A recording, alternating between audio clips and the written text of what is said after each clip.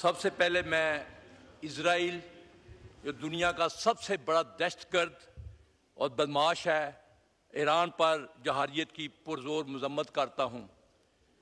पाकिस्तानी हुक्मरानों और मुस्लिम उम्मा को इल्तिजा करता हूँ कि वो सही मायनों में इकट्ठे होकर इजराइल, अमेरिका और भारत के अज़ाइम को नेस्त नबूद करें। आज ईरान पर हुआ है तो कल हमारी बारी भी आ सकती है। लेकिन मैं आपको बता दूं, जिस तरह मैंने 6 मई को यहां इसी फ्लोर पर खड़े होकर कहा था, हालांकि रात को अटैक किया था 6-7 की रात को, मैंने कहा था कि इंडिया इस दफा हम तुम्हें अंदर घुसकर मारेंगे, और वही हुआ। पाक अफवाज, हमारी तीनों अफवाज ने अल्लाह के फजल करम से और पाकिस्तानी अवाम का साथ देने की वजह से उनको उनके घर घुसकर मारा और 7-0 से जंग जीती। इसके लिए मैं पाक फौज, बरी, बहरी फजाइया को और उनके चीफ्स को खराज तहसीन पेश करता हूँ। ये इसीलिए मुमकिन हुआ कि पाकिस्तान में यकजहती थी और हमारे लीडर ने, इमरान खान ने जेल के अंदर से पैगाम भेजा था कि हम सबको छूल कर पाकिस्तान अफवाज के साथ खड़े हैं और इंडिया का मुकाबला करेंगे, और वो किया।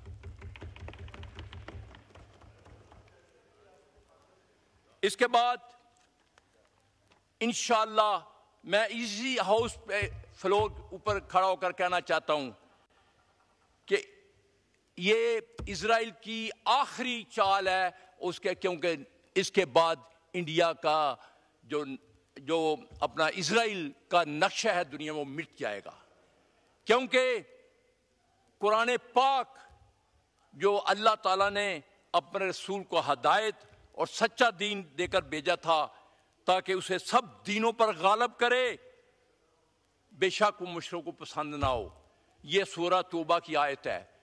इंशाअल्लाह इजराइल ईरान को मत फलस्तीन समझे, उन पे हमारी तरह जज्बा ईमानी कूट कूट कर भरा हुआ है, और उसकी उन्होंने रिटेलिएशन की है और उनका जहाज भी गिराया है। मैं उनके लिए, हम उनके साथ खड़े हैं, और अल्लामा इकबाल जिसको वो अपना शायर समझते हैं, उसी का शेर उनकी नजर करता हूं। आईने जुआ मर्दा हक के गोयो बेबाकी, अल्लाह के शेरों को आती नहीं रुबाई। हमारी दुआएं हमारी उनके साथ हैं, मुस्लिम उम्मा उनके साथ खड़ी है, इंशाअल्लाह वो फतह याब होंगे।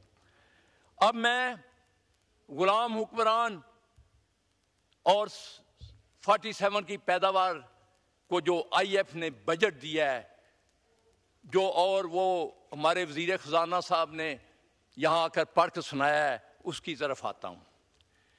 दरअसल बजट 2025-26 जादुई अदादो शुमार का गोरख दंदा है। अवाम के लिए कुछ नहीं है। बज़ाहिर ये 17,573 अरब का हुजम है, लेकिन ज़मीनी हकायक, खा वो बिजनेस तबका हो, किसान हो, मजदूर हो, जवान हो, सब मायूस हैं। उनके लिए कुछ नहीं रखा। ये मैं नहीं कह रहा, ये इनका अपना पब्लिक सेक्टर डेवलपमेंट कह रहा है। एक शोबा नहीं है जहां माइनस में नहीं गया।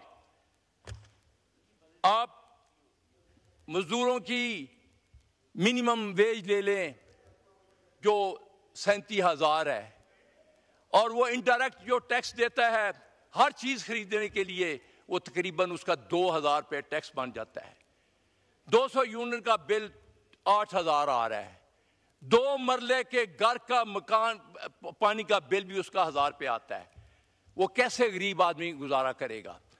इसीलिए पॉवर्टी लाइन जो हमारी 45% पे चली गई है।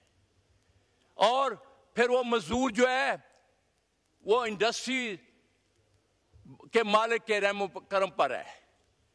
उसको 37,000 भी नहीं मिलता, उसको रजिस्टर भी नहीं किया जाता क्योंकि उनको बेनिफिट फंड देना पड़ता है, ग्रेजुएटी देनी पड़ती है, वो अवॉइड करते हैं।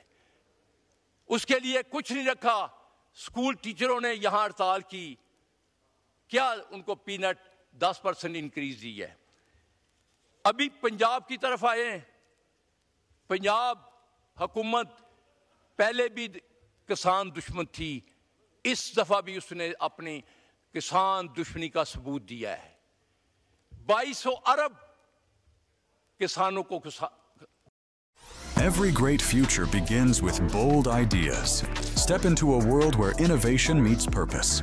At the 30th Pakistan HVACR International Expo and Conference 2025, under the theme Sustainable Environments Through HVACR Technology, we're building more than systems. We're shaping a better tomorrow. Join pioneers, creators, and changemakers. June 19th to 21 at the Lahore Expo Center. The future is calling. Be part of it. अलावा कपास जो हम बाहर बेचते थे, आज वो भी 30% माइनस पे है। और वियतनाम जैसा मुल्क, छोटा सा मुल्क से हमें इंपोर्ट करनी पड़ रही है। गंदम ले लें 10% माइनस, मकई ले लें 15% माइनस, गन्ना, चावल, दालें, कोई चीज वो बताएं। मुझे ये अल्लाह के नाम लिखे हुए हैं, शर्म आनी चाहिए इनको, जाली हुकूमत को, कि यहां कर झूठ बोलते हैं, तारीफों के पुल बांधते हैं। ज़राअत के साथ उन्होंने वही किया जो जिसका नित्या ज़राअत बर्बाद, किसान बर्बाद, और उसका पाकिस्तान में। मैंने इसी हाउस पे कहा था जब पंजाब के वजीर आला और वजीर आजम मिलकर बाहर से गंदम उगाई थी, और वो गंदम भी खाने के काबिल नहीं थी। हमारे मुल्क में रिकॉर्ड गंदम पैदा हो रही थी। इससे बड़ी मुल्क दुश्मनी क्या हो सकती है। सीएम साहबा पंजाब ने पहले किसानों को कहा कि मैं आपको पूरा, आप गंदम उगाएं, मैं आपको पूरी प्राइस दूंगी। जब गंदम पकी तो कहा कि नहीं, हम तो नहीं खरीदेंगे। इंडिया, हमारे साथ वाला मुल्क, वहां एक आम पार्टी का वजीर आजम है, भगवत सिंह, 8 एकड़ का मालिक है। वो यकीन करता है कि एक एक दाना किसान का खरीदा जाता है। उन्होंने 5 से 7 विलेज के ऊपर एक मार्केट बनाई हुई है, और 72 घंटे में वो गंदम खरीदते हैं, उनको पैसे दिए जाते हैं।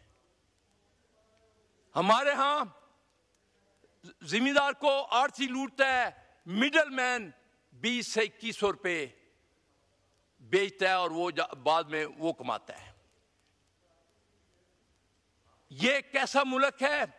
गवर्नमेंट का काम होता है वो किसानों की, मजदूरों की, वो वेलफेयर स्टेट है उनका सोचे, ना कि वो उनकी दुश्मन बन के ये साबित करे कि मैं तो, क्योंकि उनके अपने पैसे बाहर हैं, उनके कारोबार बाहर हैं, उन्होंने बाहर चले जाना है, उन्होंने यहां नहीं रहना। सबसे बड़ा मसला, मुझे स्पीकर साहब पता है आपको जल्दी है, लेकिन मैं इधर मेरे सियालकोट के एक बिल गेट्स साहब बैठे हुए थे, चले गए हैं क्योंकि वो दूसरों की तकरीरें नहीं सुनते। वो सियासी पंडित भी हैं सियालकोट के, कह रहे थे कि ये इनकी सियासत सिर्फ एक लीडर के ऊपर घूमती है। क्यों ना घूमे, वो पाकिस्तान का मोस्ट पॉपुलर लीडर है। वो कल भी वजीर आजम था, आज भी वजीर आजम है। इनको रातों रात ये बजाय कुछ करने के, शुक्रिया, कुछ करने के, आपको 10 मिनट से ज्यादा हो गए। नहीं, अब 10 मिनट आपके हो गए। अगर आप वाइंड अप कर रहे हैं तो मैं माइक खोलता हूं, बाकी 10 मिनट और। 2 मिनट जी। इस मुल्क का सबसे बड़ा मसला करप्शन है, जो इस हुकूमत ने उसको मजीद बढ़ाकर कहा कि करप्शन कोई मसला नहीं, सब करो। नैब में 18 अमेंडमेंट की, सारी पर्सनल स्पेसिफिक थी। नैब को बेतुकीरी उसकी कर दी है, असम्बली की बेतुकीरी कर दी है। मैं अभी यहां मेरे भाई ने नारोवाल का जिक्र किया, आपको पता है स्पीकर साहब करप्शन की डेफिनेशन क्या है? यूएनओ ने जिनीवा में 2003 में एक डेफिनेशन निकाली थी जो एन इस्लाम के मुताबिक है, miss use of power, abuse of power. ये प्लानिंग डेवलपमेंट मिनिस्टर अपने इलाके के लिए 50 अरब की रोड बना रहा है। मेरे हल्के में यूनिवर्सिटी 2020 और 21 में इमरान खान ने इफ्तिताह किया था, उसका 60% काम है, उसके फंड बंद कर दिए। रोड समराल से खारिया मोटरवे खान साहब ने इफ्तिताह किया था, उसके फंड भी रोक दिए गए हैं। ये क्या, इससे बड़ा क्या बदमाशी और इससे क्या करप्शन हो सकती है? इनको खौफे खुदा ही नहीं है, इन्होंने मरना नहीं है, अल्लाह को जवाब नहीं देना। इसलिए मेरे जाके हल्के में देखें, तारें लटक रही हैं, रोज लोड शेडिंग होती है, क्योंकि मैं अपोजिशन का हूं। ये कौन सी इंसाफ है? इधर आकर यकजहती की बातें करते हैं, इंसाफ की बातें करते हैं और अपोजिशन को फंड भी नहीं देते, और फिर कहते हैं जी आए। ये सब झूठ बोलते हैं, और क्योंकि इनको पता है कि हम लोगों के वोटों से नहीं आए हुए, ना लोगों में ये जा सकते हैं। शुक्रिया खुदारा, शुक्रिया, हो गए, अब 2 मिनट से ऊपर हो गए, 2 मिनट से ऊपर हो गए। शुक्रिया शुक्रिया जनाब मुईन आमिर पीरजादा साहब, बस हो गया, शुक्रिया।